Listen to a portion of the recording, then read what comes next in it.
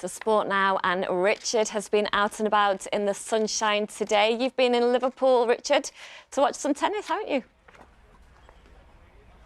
Yeah, I have, Kelly. The sun's gone in, unfortunately. But yeah, welcome to the Liverpool International Tennis Tournament. We're watching action mainly in the sun, as you say. These players are from Lancashire and Cheshire teams. They've played a really competitive game a little earlier on. But people are just delighted to be back watching tennis. Delighted to say I'm joined by the event director, Anders Borg. Hello, Anders. Hello. And tennis royalty, Pat Cash. How are you, Pat? Very well, thank you. Nice to see you. Nice. You're royalty in your own way, Anders, of course. In your own way.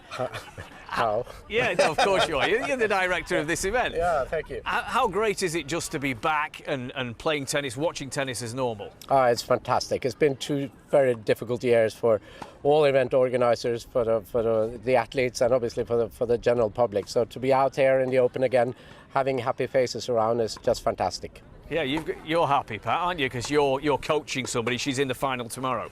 Yes, I'm coaching a Chinese player who happens to be in the women's final. So that's exciting for us. I've been back here. Well, Anders gave me a run in the tournament several times over the year. So over the 20 years, I played 18 years ago. 18 years. Amazing. And you look the same, which is quite annoying. Well, talking of which, Pat, it feels like yesterday when you won Wimbledon. I don't know if it does to you, but what's it like to be involved in a tournament like this as well? Look, we love the grass. I mean, it's fantastic. Obviously, we're leading into Wimbledon, so the players are up here. You tend to have a combination of older players. We've got Marcus Willis playing tomorrow, who's a great character and a fantastic player. And then you've got the younger players as well. So there's a blend of everything. And we were discussing how many good players have come through this tournament over the years, who have started off here, and next thing you know, they're Grand Slam champions or whatnot. So it's fantastic to have an event like this on the grass. Back in this part of the world, I'm happy to be coaching one of the players. She's got a final tomorrow, second match after 11. The men's finals at 11. That'll so be great. Loads of great competition tomorrow. And Look forward to it. We'll get it in before the snow comes. I heard it's like 13 degrees. Is that right? Pat, thank you so much, Anders. Really appreciate your time. Best of luck tomorrow, Pat. Thanks very much indeed. How great to talk to Pat Cash.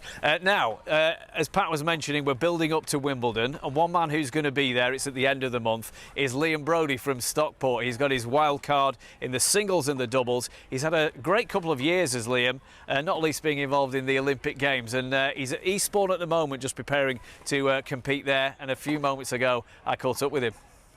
He's got a fantastic tennis intelligence, probably one of the best of all time for thinkers of the game. So to get his advice to do with the tennis is invaluable. And funnily enough, I find the more experienced the player, the more simple the advice tends to be. And he's given me advice over the years that's helped take me to where I've got to now. Yeah, there've all sorts of things maybe have come into play to help you progress as you really have done. I read something, Liam, correct me if I'm wrong, where you said there's a little bit less mischief in your life at the moment. Is that right? Yeah, there is, yeah. I live a bit of a boring life now. It's as if it's as if I'm still in a lockdown really with COVID. I tend not to leave the hotel that much. I'm traveling a lot. I'm probably back in Manchester 2-3 weeks a year at this point, which is quite difficult to see my family, but it's a full-time job at the end of the day. I've been to Liverpool a couple of times, back in the old days.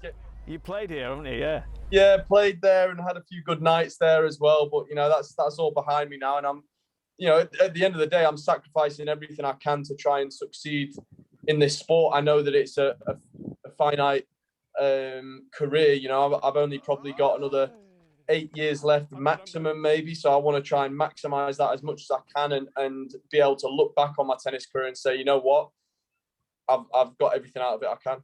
So you've got a wild card, obviously, for Wimbledon for the singles and the doubles. What are your hopes? We'll have to see. I'm, like you said, wild card, main draw, singles and doubles. I'm playing with doubles with Jay Clark. We played a couple of good matches. I don't see why we can't, win a couple and see how it carries. The slams, it's interesting. Once you get a bit of momentum, anyone kind of can do anything.